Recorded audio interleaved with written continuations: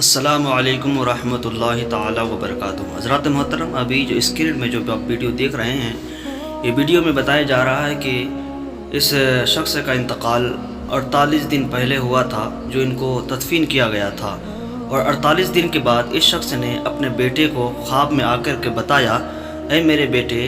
مجھے قبر سے باہر نکالو اور دوسری جگہ تدفین کرو، کیونکہ میری قبر میں پانی بھر گیا ہے اور میرا جسم جو ہے قبر میں جو ہے تیر رہا ہے۔ اس کے بیٹے نے اس خواب کو دیکھا تو بے چین ہو گیا اور علماء اکرام سے رابطہ کیا، اور جب رابطہ کیا تو علماء اکرام نے مشورہ دیا کہ اگر یہ بات ہے تو پھر تحقیق کیا جائے۔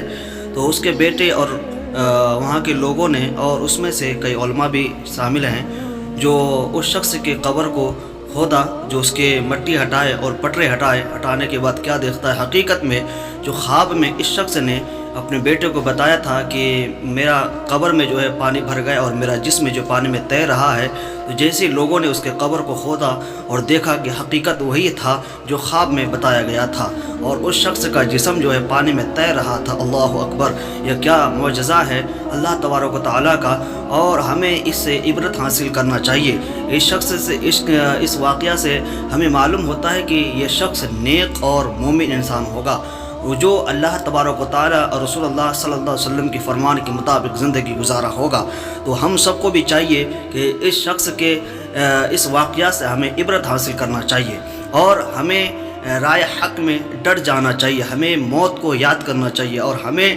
آخرت کے بارے میں سوچنا چاہیے۔ لیکن آج ہم لوگ فکر میں جو ہے نہیں ہیں، ہم فکر آخرت سے بہت دور ہو چکے ہیں۔ آج ہم لوگ فکر آخرت سے اتنا دور ہو چکے ہیں جس کے بنا پر ہم نماز، روزہ، قرآن کی تلاوت، دین پر چلنا چھوڑ دیے ہیں۔ تو ہم سب کو چاہیے کہ ہم پھر پلٹ کر کے وہی راستے پر آئیں جو راستہ حضور نبی رحمت صلی اللہ علیہ وسلم نے آج سے 1450 سال پہلے ہمیں بتایا تھا۔ آج سے حضور نے 1450 سال پہلے ہمیں زندگی جینے کا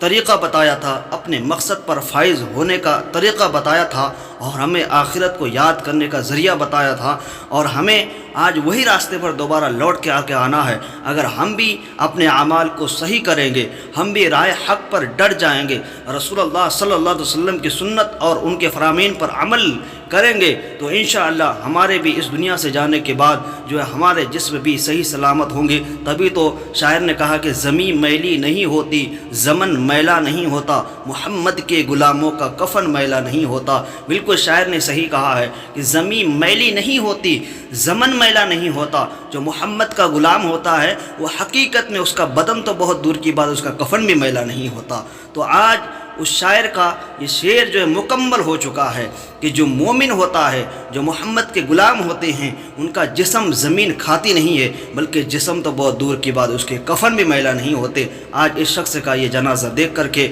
جو ہمیں بہت سکون نصیب ہوا اور بہت خوشی محسوس ہوئی کہ ہمیں بھی اللہ تبارک و تعالیٰ ایسے شخصوں میں شمار عطا فرمائے، اور ہمیں صحیح راستہ اور حق پر چلنے کی توفیق عطا فرمائے، سنت پر عمل کرنے کی توفیق عطا فرمائے۔ السلام علیکم ورحمۃ اللہ وبرکاتہ۔